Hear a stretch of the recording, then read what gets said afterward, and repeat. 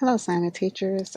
This video is just going to walk us through how to have our students take the NWEA end of year assessment.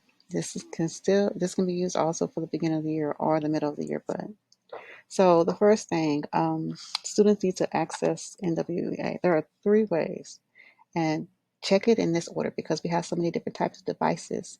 Any one of these ways can work. The first thing you do is have the students first, they need to log out of everything on their computer, um, because they can't have anything open. It's a secure block, a blocked assessment. Log out first, and then when they come back into the computer, they need to go to Clever, log into Clever, put in the search box NWEA. For many of the students, it's going to be there. For some of the students, it's not going to be there. So those students who get access, that's great. For those students who do not, the next thing they can do is go back to the bottom left-hand corner of their screen and access the search box. Put in NWEA and see if the app is actually downloaded onto their computer. So for some of them, this will also work. You eliminate many kids this way. If all else fails, it's not in Clever, the app is not on the computer, then they could simply go in and type in this web address, test.mapnwea.org /# no pop-up. So just have this, if you project this slide, then it'll be easy for them to access. Okay, so now they're in the system. Those kids who were able to access it through Clever, they were able to access it through the search box on their computer. It was an app on the computer, or they just put the web address in. So now what they do is they're going to go to NWA, log in. I'm going to put myself there, sorry.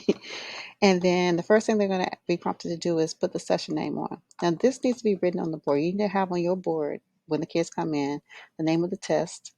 You need to have the session name, and then the password is not here, but it will be provided to you the day of, because the password changed daily.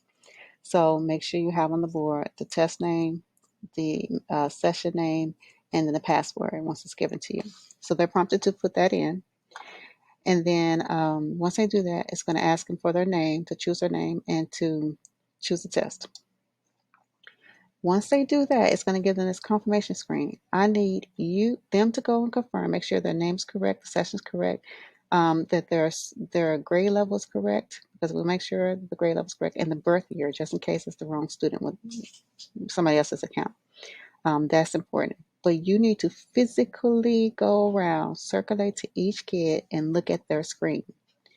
You know their name, you know their grade level, and you know the test. Check those three things.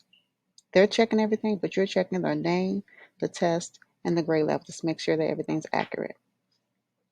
Once this screen is there and they press yes, they're going to wait on myself or Ms. White or whoever is the one who owns this code. They're going to confirm it. So there's going to be rolling confirmations. So a student just needs to be patient, and as I get as it comes up, I'll confirm it, or Ms. White will confirm it. If by chance the student's been waiting for a confirmation, you need to email one of us.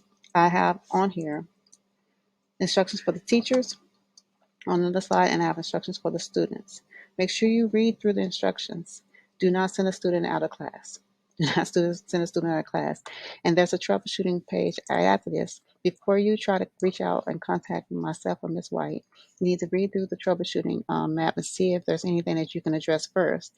If by chance you can't address it, you've gone through whatever procedure it has and it didn't fix the problem, you can email me here, or you can email Ms. White at this email address.